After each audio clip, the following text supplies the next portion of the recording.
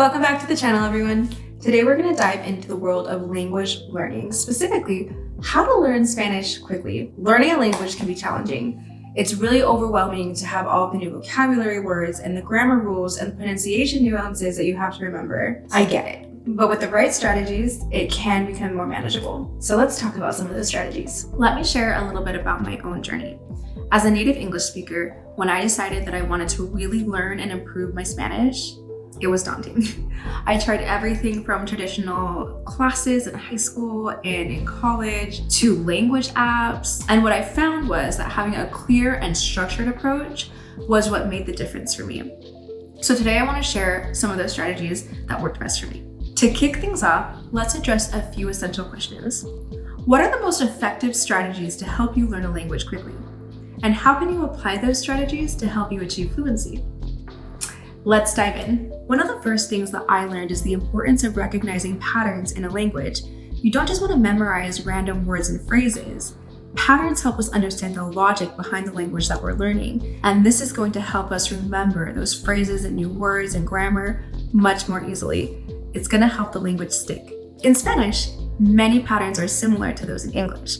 For example, words that end in shan are going to end in sion in Spanish. Let me tell you more about that. So think of the word observation. This word in Spanish would convert to observación. Similarly, the word participation would convert to participación. Do you see the pattern? Now, a similar pattern can also apply to verbs. Let's take those same words and convert them back into their verb form. We have observe, which in Spanish becomes observación. The word participate would become participar. Understanding and recognizing these patterns is going to significantly speed up your learning process. Now, let's put this into practice. I'm going to give you a few English words, and I want you to try to convert them into their Spanish words using the patterns that we just discussed. Are you ready? How do you think you would say the word cooperate in Spanish? What about cooperation? Can you say the Spanish word for confirm, confirmation? The answers to those are cooperar, cooperación, confirmar, and confirmación. Great job if you got those right. And if not, don't worry, it'll come soon. Focus on sentence starters. Sentence starters are another great strategy to use when learning Spanish. These can help you begin sentences and give you time to think. Some common sentence starters include pues, bueno, and entonces. Sentence starters can be incredibly useful in everyday conversations. Now that we've covered some basics, let's talk about one of the crucial aspects of language learning: practicing with native speakers. Practicing with native speakers is so important. It's essential because it forces you to really apply what you've learned in real time. When I first started, I was terrified that I was going to make mistakes, but stepping out of your comfort zone is key. I made some mistakes, but that's okay because that's how you learn. Now, not all of us have a native Spanish speaker friend that we can just call on the phone when we want to practice, but thankfully there are plenty of online resources to help us. One excellent language learning resource online is Lingoda. Lingoda is an online language learning school that offers classes 24/7. You can choose between private instruction or small group instruction, and both of those are going to mean that you have plenty of speaking opportunities and personalized feedback. Lingoda also offers a unique challenge called the Sprint or Super Sprint. It's an intense program that's designed to accelerate your learning. If you complete the challenge by attending a certain number of classes, you get to earn money back or earn future credits for classes. It's a great way to stay motivated and to make rapid progress. Something that many language learners tend to do is they translate word for word from the language they know to the language they're learning. Try to avoid this direct sentence translation as much as possible. It can make your conversations sound awkward and really slow down your thinking. I know it's easier said than done, but try to think as much as possible in Spanish. This is going to increase your fluency so much more. In the next part, we're going to cover effective ways to learn vocabulary, the benefits of reading in Spanish, and ways that you can practice Spanish with yourself. So don't go away. I'll see you soon. Let's talk about vocabulary. One effective method is to learn vocabulary in chunks rather than just learning isolated words. This means that you want to try to find common phrases or common combinations that you can use in various contexts. For example, instead of just learning the word éxito, which means success, you want to learn the combination of tener éxito, to be successful. Same goes for ejercicios, exercise.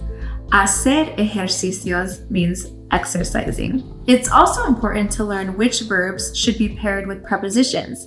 For example, soñar con means to dream up or to dream about. Knowing how to use these verbs and the prepositions together correctly will help you sound more fluent and natural in your speech. Reading in Spanish is another excellent way to improve your language skills.